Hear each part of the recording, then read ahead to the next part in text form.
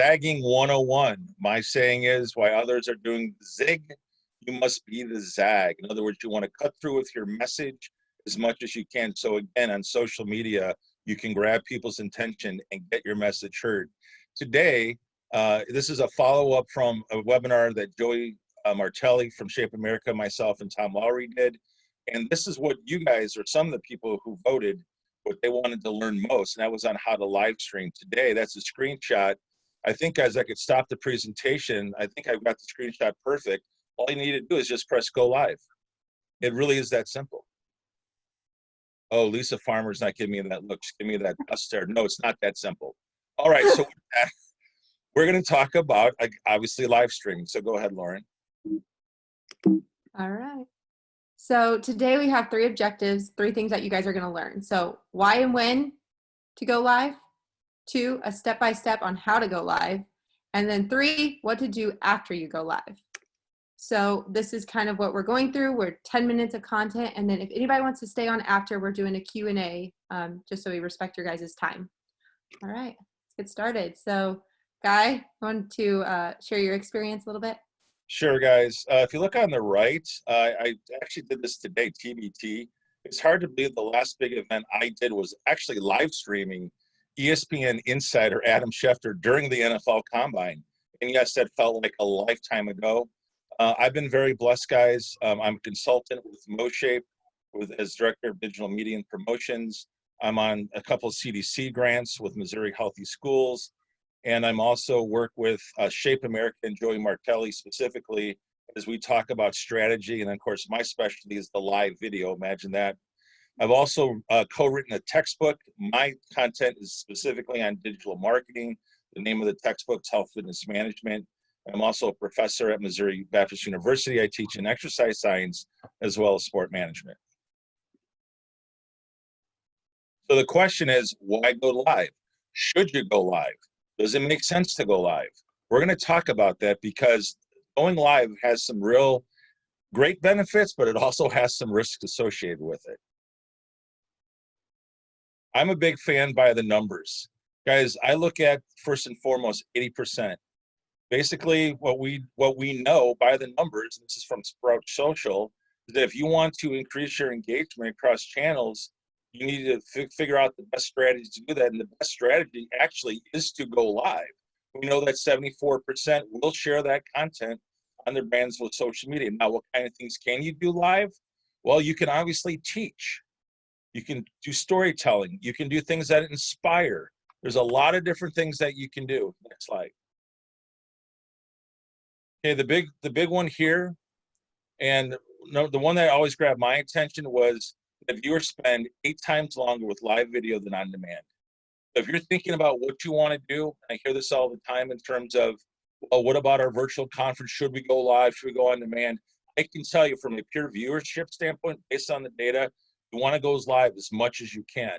The reason for it is that 61% say that live video brings that human touch to digital marketing. It's really where you connect with people. And that's why it's a more authentic interaction. Nearly 80% has said that, again, from all the literature. Next slide. So Lauren's going to talk to you about, for this group, specifically in our field, as we obviously, cater to the health and physical education community. Lauren, what are some things that are the people who are attending now that they could do by going live? Perfect. All right. Yeah. So here's 10 ways, and the top 4 guys actually going to dive a little bit deeper in. So I'm going to kind of run through those quickly, but the keynote speaker at a state convention, interviews, behind the scenes demonstrations are like the how-tos, or like how Lisa Farmer and the Speaker Spot crew's been doing Tasty Tuesdays and Speaker Spot Camp. 5 webinars or professional development. Breaking news, MOSHAPE did this really awesome thing. Laura, you were kind of talking about that, how they went breaking news on the reentry, introducing new things, shows, again, like Tasty Tuesday and Speaker Spot, blogging, which is blogging by video, and Q&As. So Guy, you want to kind of dive deeper on the first 4? Yeah, guys, we got our start, as I said, if you attended my other session just a couple of weeks ago, our first ever live stream was in 2018 at our state convention. we went live with Stephanie Moritz. I think she'd only been with Shape at that point, maybe 8 months at best. And we found that from streaming it live, we had 3 times the viewers than we had in the room. So one of the things is you're going to get a much greater reach by going live. Secondly, interviews.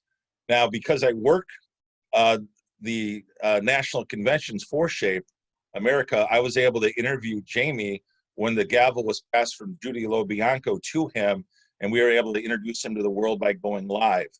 Behind the scenes, I can't say this enough. I think what we did, the Mo Tattoo for Sparks, streaming that for 30 minutes is kind of legendary. I will show the analytics on that. And then lastly, the demonstrations. And guys, this is what everyone's talking about right now with reentry. I know that from talking to Jamie Sparks in Kentucky, I know that based on their posts today, they're going to be doing a lot more things by doing demonstration videos on showing social distancing, physical distancing, and things related to the reentry considerations. And then last but not least, obviously demonstrations will be like what Spaker Spot does, as well as Lisa's Farmers Healthy Snack Show. So I'm going to kind of dive into the reach model, and this really just shows you like a step-by-step on how to go live. So each letter has a word that corresponds it. So reliability, I think this is so important. If you have to be a trusted brand, you have to make sure that you're a reliable source. And then even bigger than that is consistency. So making sure you're serving your audience with information and really truly being there for them, ready to serve them. And I think that Spaker Spot and Lisa Farmer with Tasty Tuesdays shows that, like, we know every Tuesday, Wednesday, they're going to bring the ZAG, they're going to bring us new information, demonstrate for us. And that truly is where you get to build that brand awareness.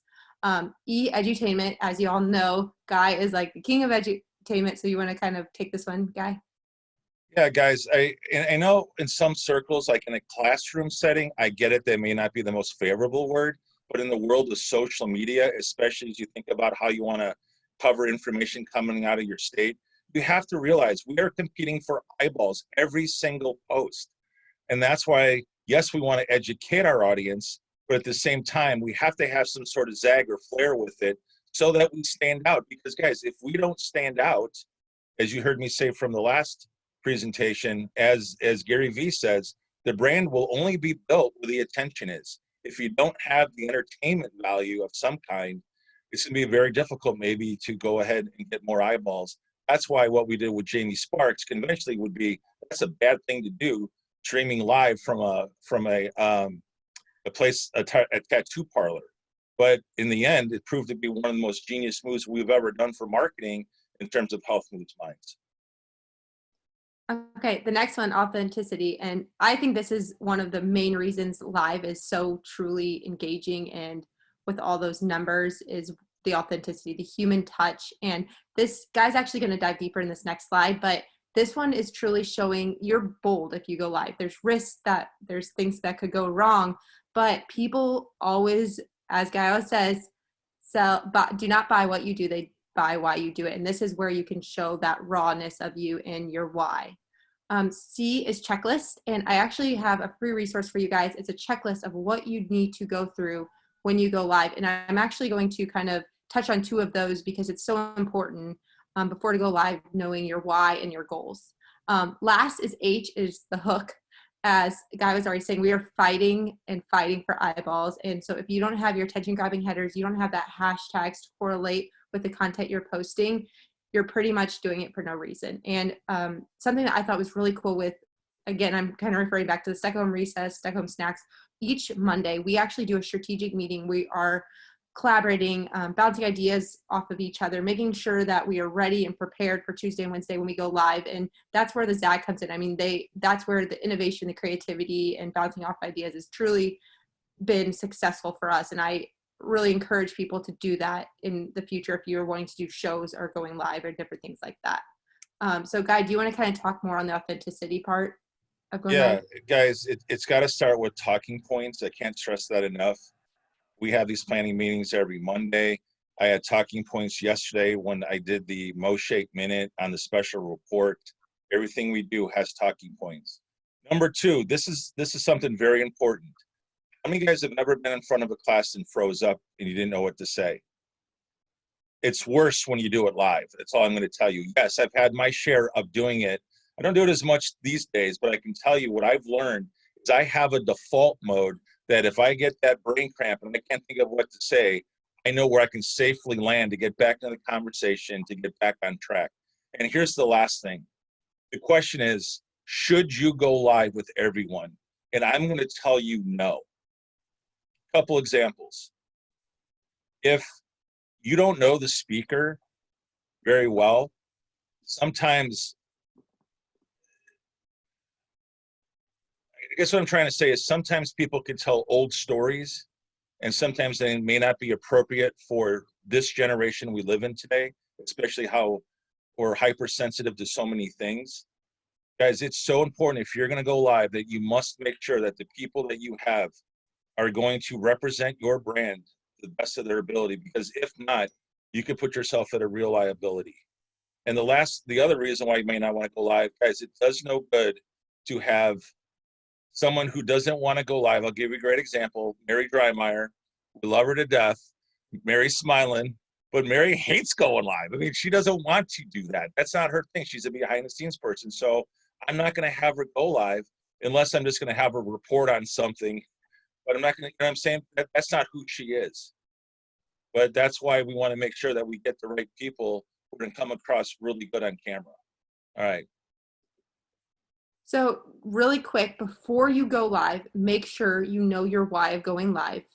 And you can refer back to those applications and the goal that you're wanting to achieve during that. So if that's brand awareness, really understanding people knowing who you are, what you do, and why you do it is very important, must start before you even go into brainstorming on the live.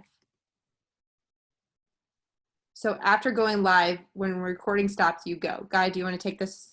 Yeah, so guys, the very first thing I look at, and here's the actual analytics itself.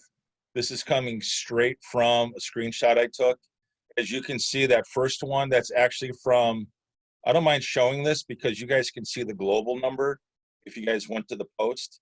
On the left, it shows that we had 75 live viewers. I'm always interested.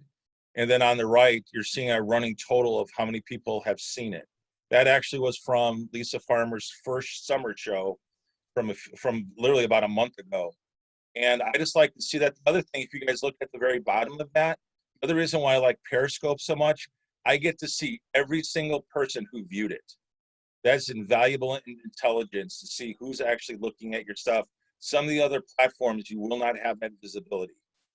All right, if you go to the far right, this was the analytics from Jamie Sparks. This was a 30-minute episode. And we had 101 live viewers. And it's up to 1,329 total replay viewers. Guys, here's the thing I want you guys to know. Realize that you might have 10 to 15 times more replay viewers than live viewers. So don't get caught up in the live viewers. I only use it as just seeing where we were. What you guys want to do is get into the repurposing, which is next. Okay, the repurposing. Here's a great example. You guys can see on the left, that's how we would actually go live with Lisa Farmer show. We always say, attention grabbing headline, in all bold, join us live now. And then we talk about what it is, we talk about the episode, and then bam, you have the ability just to click in, go live. On the right, this is a few days later, in this case, about 5 days later, you can see how I repurposed the headline, exact same content, but I repurposed it to get more extension on that content. Now, go to the far right. This is from Spaker Spot. On Mother's Day, I did something kind of unique.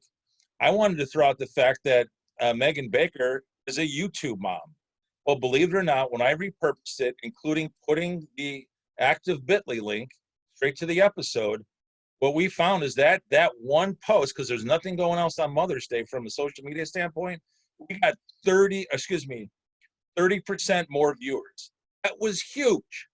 And so when you repurpose your best video content, it may increase, in my opinion, for working with all these different groups on social media, I've seen it double, triple, or even quadruple. You got to get in the habit of repurposing. If you want to learn anything about today, this is your slide. You start to repurpose your content, and you're going to see a lot more views and a lot more engagement.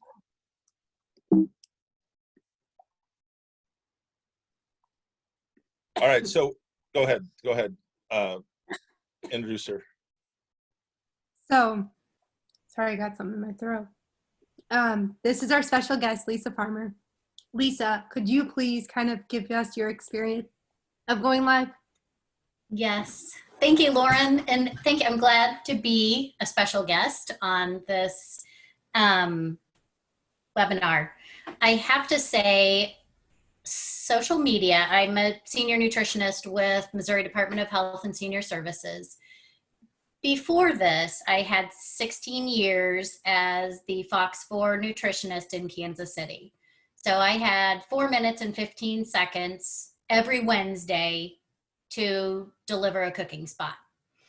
12 weeks ago, I entered into the social media arena. It is a totally different animal. I have learned so much, and I'm still in the infancy stage, and I'm learning so much. All of these tips are so good. I have learned the importance of having a formula. I didn't need a formula when I was on Fox because I had my recipe. I knew it was great. The anchor and I would chit chat, we'd eat, taste, and that would be it. With this, I'm fighting for eyeballs, and it is something I've never experienced. And Guy has been a huge cheerleader. And I would say, when you go to do something like this, have a cheerleader in your group. Have someone like Guy, like Lauren, to repurpose your material. I don't have time to do that as a nutritionist for the state. If I didn't have someone to do that for me, it would be a disaster. I would never get the views. I mean, I've learned how important that is. And I have to say, during the summer, we thought, okay, we'll tape some shows, we'll have them in the can. And I have to say, I have become such a fan of live. We did a couple taped shows, and I said, Guy, I got to go back to live. I love it because I do feel a connection when I'm live with, even though I can't see anyone, I feel much more connected to my audience when I am going live. And there's an excitement about that too. So that's all I've got for now. All right, hey, Lisa, sit tight. We're about ready for the Q&A, okay? But thank you. All right, so I just want to thank you guys so much for taking the time to come out and watch our first Zagging 101 episode. Just a reminder, we are doing this next Thursday at 12 p.m. And it will be over YouTube, and we have the special guest of Speaker Spot. And there's also here, if you want to follow us all, any of us on Twitter. But thank you guys so much. And if you guys have time, we completely respect your time if you need to go, but we are going to have this open now for Q&A if anybody wants to stay on and ask any questions or anything else, Guy? No, that's it, guys. Just, you guys can open yourself up. This is now your time. We'll stay on as long as you'd like. This is what this purpose is why we scheduled it this way. Is, again, we just want to keep it short, but then open it up so you guys can get the answers specifically for what your needs may be. So with that, guys, you can unmute yourselves. And so go ahead and